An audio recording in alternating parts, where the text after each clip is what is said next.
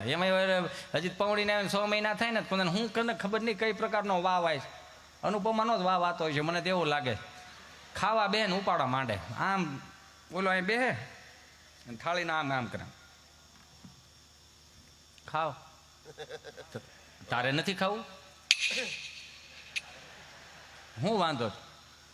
અમને શું વાંધો હોય, પેકડે ભરાણા હોય એને. બેહો ખાવા, આમ ઠરી જાય. થોડુંક ખાઈ લે ને તાર નથી ખાવું? શું થયું? અમને કાંઈ નથી થયું, આમ ધરાઈ રહ્યા, તમે ખાઓ. ક્યાં છે? અમે ધરાઈ રહ્યા, તમે ખાઓ. હું વાંધો? વાંધો કાંઈ નથી. આ ભાઈ ને ભાભી સુરત, અમદાવાદ ને મુંબઈ કેવા જલસા કરે છે, આપણે નકરા ડોબા હાથ સવાત બેઠા છે. હાલો ને ક્યાંક વ્યાજ આવી. હા આવો, હપ્તા ભરવા આવો બધી. હાલો આ જી સિરીઝને સારું લગાડવા હાટુંથી આ પુરુષો હપ્તે સીડા ને સમજાય ને વંદન. જે પડ્યું છે ને ગામડામાં પડ્યું, કોઠા ઉજવાળું બધું ગામડામાં પડ્યું. તમે જુઓ, જે કંઈ હાંસવી રાખ્યું, દેશીપણું હાંસવી રાખ્યું, એ કોણે હાંસવી રાખ્યું? ચારધામની યાત્રામાંથી કોઈ વડીલ આવતા હોય અને એને કંઈક વડીલ આવતો હોય ને એના વડીલો જ હામૈયા કરતા હતા. કોઈ અમે નહોતા જતા, આવા સાઉન્ડ નહોતા, આવા માયક નહોતા, કાંઈ નહોતું. એ ઉકા દાદા ને રામજી દાદા ને ભીમજી બાપાએ હાંસ્યું જ બધું. 500 માણાની જાન આવી હોય ને તો ભીમજી બાપા રામજી બાપા હાંસવી લે અદબ વાળાને. કદાચ આમ પંગત હતી, હવે તો પંગત વાળું થઈ ગયું છે, સોરી બુફે થઈ ગયું છે. પહેલાં તો પંગત હતી, પણ એક યુગ પલટાઈ ગયો. ભારતીય બેઠકની જ્યાં ભોજનનું હતું ને યુગ પલટાઈ ગયો. તમે જોયું? ભેહું બેઠી બેઠી ખાય, માણા ઊભો ઊભો ખાય. નહીં સમજાય. હાલો બીજું એક થ્રો કરવું, કદાચ સમજાય તો. શેઠાણી બીમાર હોય ને કામવાળી તાજી માજી હોય. શેઠાણીને બધી ના પાડી હોય, તમારે આ નથી કરવાનું, નોયલું નથી ખાવાનું. હું કામ 10 વર્ષ સુધી શેઠાણી એવું બહુ બધ પોતા માર્યા હોય, એટલે એને બધી ના હોય. અને ગુજરાતી સમજવું અઘરો બહુ. ચોથા ઘેરમાં લઉં છું.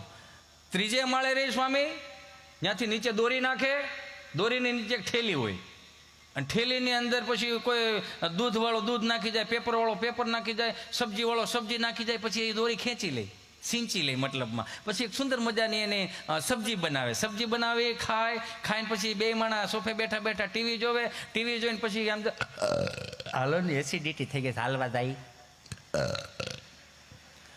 ન સમજાણું આમાં? 3જે માળે રહેવું છે ને પાછું હાલવા જવું છે, દોરીયું ખેંચી લેવી. 3 દાદર ઉતરો ને મારા બાપ શું વાંધો? એનોય વાંધો નહીં. હાલો પાછું ગુજરાતીને સમજવું અઘરો બહુ સ્વામી. ખાઈ ખાઈને હાલવા જાય, હાલીને પાછા ખાય. તમે વજન વધારવા જાવ છો, ઘટાડવા જાવ છો? હાલો ના બાજુ નીકળાશે કોકોવિથ આઈસ્ક્રીમ ખાતા જાય. કોકોવિથ આઈસ્ક્રીમ ક્યાં? શું છે આ બધું? અઘરું બહુ. શીખવું તો આપણે વડીલો પણ શીખાય. 500 માણાની જાન આવી હોય ને, અને એમાં કદાચ 150 વધી ગયા હોય ને તો એના મોઢા ઉપર આમ આમ આમ સંકોચ ન થાય. 150 વધી ગયા. કોઈ હારથી આવીને એમ કે ને ભીમ બાપા હા આ લાડવા ઘટે એમ છે. ભીમ બાપા એવો લાડવો થોડો ઘટે. હે લાડવો ન ઘટે? એ કંદોઈને અમે સાંજે રાત્રે 12 વાગે અમે જ લાડવા બેઠા 8 લાડવા હું ઊભા ઉપર શાખવામ ખાઈ ગયો હતો. એમાં કાંઈ ન થાય. અને ભીમ બાપા કે જેવા તેવા ને કોકનો બળદિયો ઢાંઢો બીમાર પડ્યો ને તો ગામમાં બોલાવે, હાલો ને કોણી મારી જાય ને ઓલા બેહારવો હુકામ નાળ પાવાની હોય એટલે 8 લાડવા એ ખાઈ જાય. અને 5-7 પૂરા હોય ને આવું ડાલા માથું હોય ને તમને કોઈ પાકડ હોય ને પૂળો મોઈશું. લાડવા ન ઘટે. ડોલાય અહીંયા લાય ડોલાયા ડોલ હાથમાં લઈને આમ પંગજમાં ચડે અને હાય મોટા પહાડી હોય ને આમ પૂછતા તારે ખાવો લાડવો? તો ઓલો બીન ના પડતી ના રે ના, મારે તો અડધો ત્યાં નાખી દીધો. આ હોમાં હોહરવા નીકળી જાય ને આ કહેવત ગામડાની છે. આ હોમાં હોહરવા નીકળી જાય આ કહેવત ગામડાની છે.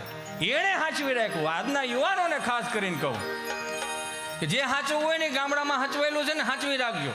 આ મહાનગરના અભરખામાં આવીને ખોઈ ન નાખતા. 5-10 કરોડના બંગલા હતા, હારી મિલકતો હતી, છતાંય કોવિડમાં મારે તમારે ગામડે આવવું પડ્યું.